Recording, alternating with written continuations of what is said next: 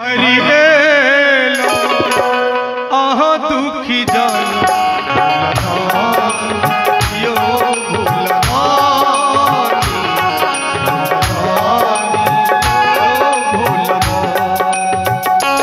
जल भरी एलो जल भरी एलो आहा दुखी जान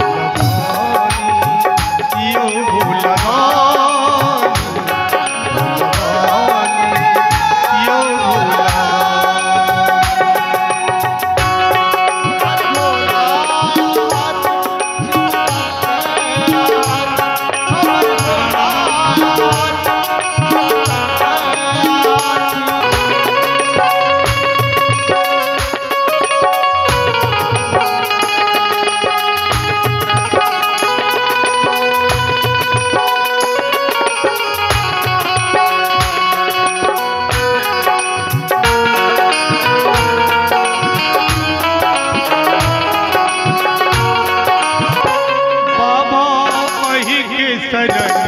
हम एलो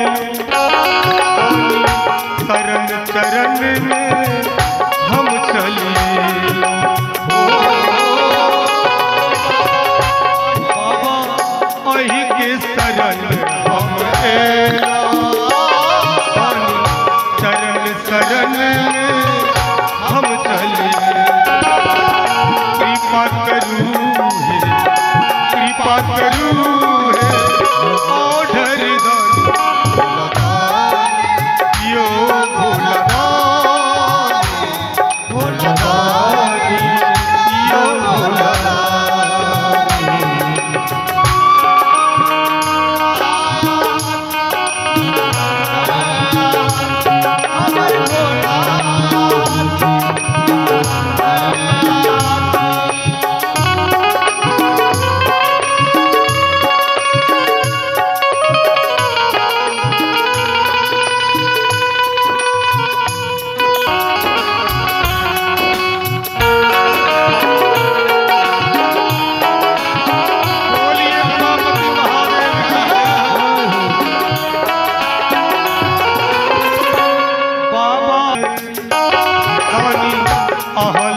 भक्ति जन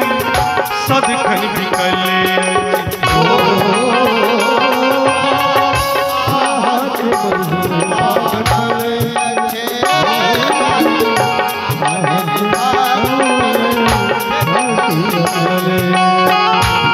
बाबा आहा के महिमा अगम दानी आहा लेल सदखन